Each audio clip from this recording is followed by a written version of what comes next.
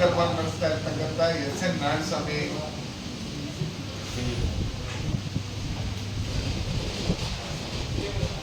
ಮತ್ತೆ ಯಾವುದೇ ಚುನಾವಣೆಗಳು ನಡೆದ್ರೇನು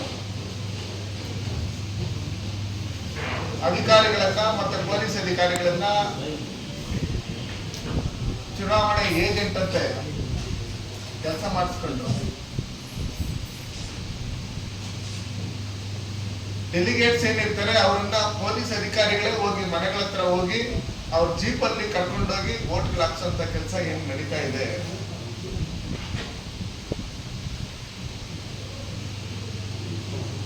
ಇದನ್ನ ಖಂಡಿಸಿ ಇವತ್ತು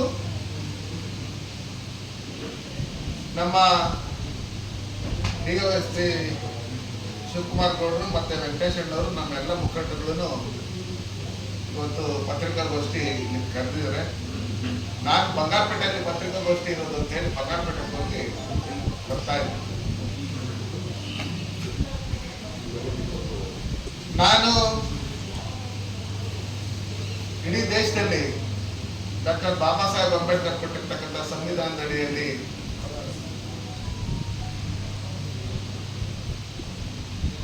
ಸರ್ಕಾರಗಳು ನಡೀತಾ ಇದ್ರೆ ಕರ್ನಾಟಕದಲ್ಲಿ ಮಾತ್ರ ವಿಶೇಷವಾಗಿ ಸಿದ್ದರಾಮಯ್ಯನವರು ಸರ್ಕಾರ ಒಂದು ಕಮ್ಯುನಿಟಿನ ಮೆಚ್ಚೋದಕ್ಕೋಸ್ಕರ ಮತ್ತೆ ವಿರೋಧ ಪಕ್ಷದವ್ರನ್ನ ಹತ್ತಿಕ್ಕಂತ ನಿಟ್ಟಿನಲ್ಲಿ ಅವ್ರ ಮೇಲೆ ಕೇಸ್ ಹಾಕಿಸ್ಕೊಂತವ್ದು, ಅವ್ರ ಸ್ಟೇಷನ್ಗಳಿಗೆ ಕಂಪ್ಲೇಂಟ್ ಕೊಡಕ್ ಬಂದ್ರೆ ಕಾಂಪೌಂಡ್ ಒಳಗಡೆನೂ ಸೇರಿಸದೇ ಇರ್ತಕ್ಕಂಥದ್ದು. ಆ ರೈತರು, ಬಡ ರೈತರು ನನಗೆ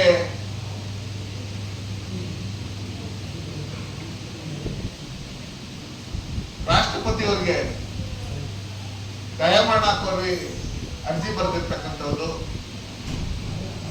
ಇದೆಲ್ಲ ನಡೀತಾ ಇದೆ. ನಮ್ಮಲ್ಲಿ ಹಿಂದೆ ಡಿ.ಕೆ. ರವಿ ಸಾಹೇಬ್ರು ಇದ್ದಾಗಿದ್ದಾನು, ಡಿ.ಸಿ. ಅವರು ಇದ್ದಾಗಿದ್ದಾನು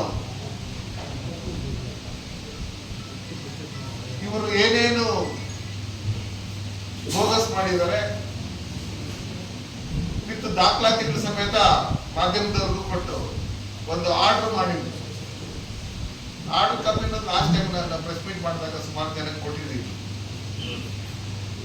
ಬೇರೆ ಬಡ ರೈತರಾಗ್ಲಿ, ವಸತಿನ ಬಡವರಾಗ್ಲಿ, ಯಾವ್ದಾದ್ರು ಒಂದು ಸರ್ಕಾರಿ ಜಾಗನ ಒಂದು 30-40 ಜಾಗದಲ್ಲಿ ಪೊಸಿಷನ್ ಅಲ್ಲಿದ್ರೆ ಇಮಿಡಿಯೇಟ್ ಆಗಿ ಖಾಲಿ ಮಾಡ್ತಾರೆ. ಕೆರೆ ಅಂಗಳ, ಕುಂಟೆ, ಕಲ್ಲು ಬಂಡೆ, ಕಾಲ್ದಾರಿ, ಇನ್ನೊಂದು ಮತ್ತೊಂದೆಲ್ಲ.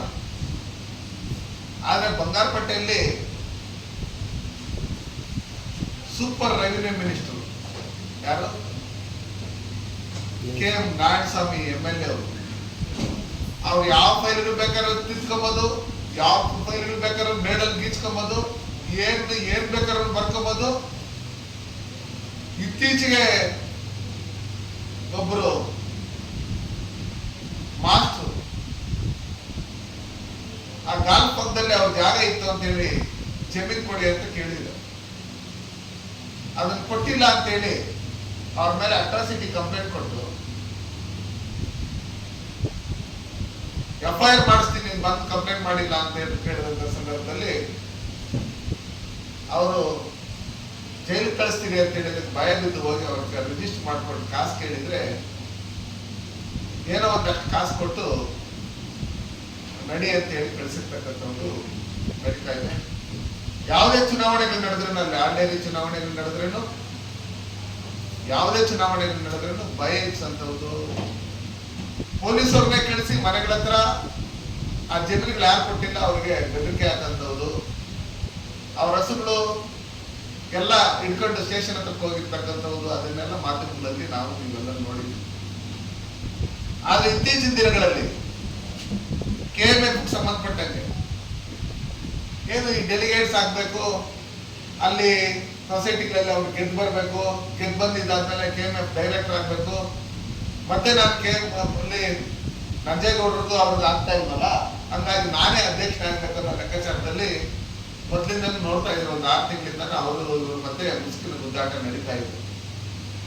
ನನಗೊಂದು ವಿಪರ್ಯಾಸ ಅಂದ್ರೆ, ಒಂದೇ ಸರ್ಕಾರದಲ್ಲಿ ಒಂದೇ ಪಾರ್ಟಿಯಲ್ಲಿರ್ತಕ್ಕಂಥ ಶಾಸಕರು ಅವ್ರ ಮೇಲೆ ಇವರು, ಇವ್ರ ಮೇಲೆ ಅವರು ದೋಷ ಆರೋಪಗಳನ್ನ ಮಾಡ್ಕೊಂಡು ಆಡಳಿತ ಪಕ್ಷ ವಿರೋಧ ಪಕ್ಷದವರು ಅವ್ರ ಪಾರ್ಟಿಯವರೇ ಆಗ್ಬಿಟ್ಟಿದ್ದಾರೆ. ಹಂಗಾಗಿ ನಾನು ಹೈಕಮಾಂಡ್ಗೂ ಲಾಸ್ಟ್ ಟೈಮ್ ನಾನು ಮಾಧ್ಯಮದ ಮುಖಾಂತರ ಹೇಳಿದೆ, ನೋಡಿ ನಿಮ್ಮಲ್ಲಿ ಇದ್ದಾರೆ ಈ ತರ ನಿಮ್ಮ MLA ಈ ತರ ಹಿಂಗೆ ಭ್ರಷ್ಟಾಚಾರ ಆಗಿದೆ, ಹಿಂಗಾಗಿದೆ, ಹಂಗಾಗಿದೆ ಅಂತ ಹೇಳ್ತಾ ಇದ್ದಾರೆ. ನಿಮ್ಗೆ ಸ್ವಲ್ಪ ನಾಚಿಕೆ ಮಾನ ಬರೆಯೋದಿದ್ರೆ ಅವ್ರ ಮೇಲೆ ಆಕ್ಷನ್ ತಗೊಂಡು ಅಲ್ಲೇನ್ ತಪ್ಪಾಗಿದೆ ಅದನ್ನ ಸರಿಪಡಿಸೋಂತ ಕೆಲಸ ಮಾಡಿ ಅಂತ. ಆದ್ರೆ ಇವರು ಡೆಲಿಗೇಟ್ಸ್ ಆಗ್ಬೇಕು, ನಾನು ಅಲ್ಲಿ ಗೆಲ್ಬೇಕು ಅನ್ನೋ ಲೆಕ್ಕಾಚಾರದಲ್ಲಿ ಮೊನ್ನೆ ನಡೆದಂತ ಚುನಾವಣೆಯಲ್ಲಿ ನಮ್ಮಲ್ಲಿ ಮಾರ್ಕಂಡೇಗೌಡರು ಅಂತೇಳಿ ಡೆಲಿಗೇಟ್ ಆಗಿದ್ರೆ ಅವ್ರನ್ನ ಸೋಲಿಸ್ಬೇಕು ಅಂತ ಹೇಳಿ ಸ್ಥಳೀಯವಾಗಿರ್ತಕ್ಕಂಥ ಪೊಲೀಸ್ ಅಧಿಕಾರಿಗಳನ್ನ ಬಳಸ್ಕೊಂಡು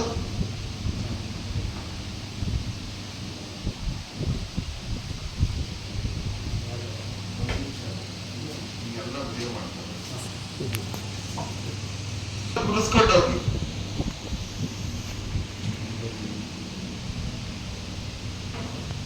ವೋಟ್ ಹಾಕ್ಸ್ಕೊಂಡಿರ್ತಕ್ಕಂಥವ್ರು ನಾವು ನೋಡಿದ್ದೀವಿ. ಮಾರ್ಕಂಡೇಗೌಡರು ಅಲ್ಲೇ ಪೊಲೀಸ್ ಅಧಿಕಾರಿಗೆ, ನೀನು ಪೊಲೀಸ್ ಅಧಿಕಾರಿ ಹಾಕೋದನ್ನ ನಾಲಾಯಕು, ನೀವು ಒಂದ್ ಕೆಲಸ ಮಾಡ್ರಿ, ಕಾಕೆ ಹಾಕೊಳ್ಳೋ ಬದಲು ಕಾದೆ ಹಾಕೊಂಡು ನೀವು ಚುನಾವಣೆಗೆ ನಿಂತ್ಕೊಂಡ್ರಿ ಅಂತ ಹೇಳಿ ಅಲ್ಲಿ ಮಾಧ್ಯಮದವ್ರಿಗೆ ಹೇಳಿರ್ತಕ್ಕಂಥದ್ದನ್ನ ನಾವು ನೀವೆಲ್ಲ ನೋಡಿದ್ವಿ. ಇವತ್ತು ಒಂದು KMF ಅಲ್ಲಿ ಚುನಾವಣೆಗೆ ನಿಂತ್ಕೊಂಡು ಗೆಲ್ಬೇಕಂದ್ರೆ ಎಲ್ಲ ಸಾಮಾನ್ಯ ರೈತರು ಯಾರೇ ಚುನಾವಣೆಗೆ ನಿಂತ್ಕೊಂಡ್ರೇನು ಅವ್ರ ಇಷ್ಟು ವರ್ಷದಿಂದ ಹಾಲ್ ಹಾಕಿರ್ಬೇಕು, ಅವ್ರ ಹೆಸರಲ್ಲಿ ಅಕೌಂಟ್ ಇರ್ಬೇಕು, ಅವ್ರ ಅಕೌಂಟ್ ಇದ್ರೆ ಆದ್ರಿಂದ ಅವರು ಸರ್ಕಾರದಿಂದ ಬರ್ತಕ್ಕಂಥ ಸಹಾಯಧನ ಪಡ್ಕೊಂಡಿರ್ಬೇಕು. ಅದಾದ್ಮೇಲೆ ಅಕೌಂಟ್ಗೆ ದುಡ್ಡು ಬಂದಿರ್ಬೇಕು, ಆ ದುಡ್ಡು ಬಂದಿರ್ಬೇಕು. ಮೇವು ಗೊಬ್ಬರ ಅದು ಇದು ಹಸುಗಳಿಗೆ ಸಂಬಂಧಪಟ್ಟಂಗೆ ಅದು ಇದು ಎಲ್ಲ ತಗೊಂಡಿರ್ಬೇಕು, ಅದು ಲೀಗಲ್ ಆಗಿ.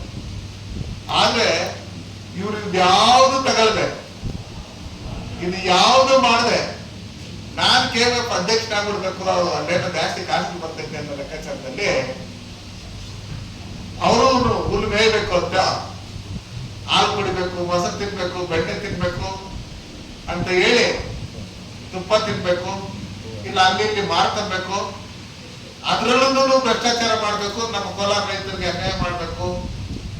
ಇವಾಗೇನು ಸರ್ಕಾರ ಬಂದಾಗಿಂದ ಸಹಾಯಧನ ಕೊಡ್ತಾ ಇಲ್ಲ, ಹಾಲ್ ರೇಟ್ ರೈಸ್ ಮಾಡಿದಾಗ ರೈತರು ಎಷ್ಟು ಕಷ್ಟ ಇದೆ, ಬೇಸಿಗೆ ಕಾಲದಲ್ಲಿ ಬೇವು ಇನ್ನೊಂದು ಮತ್ತೊಂದು ಇದು ಮಾಡೋದಕ್ಕೆ ಅವ್ರು ಮಾತ್ರ ಮಾಡ್ಕೊಂಡು ಸರ್ಕಾರದಲ್ಲಿ ಯಾವ ರೀತಿ ಅನ್ಯಾಯ ಮಾಡ್ತಾ ಇದೆ, ಅದೇ ರೀತಿಯಲ್ಲಿ ನಾನು ಮಾಡ್ಬೇಕು ಅಂತ ಹೇಳಿ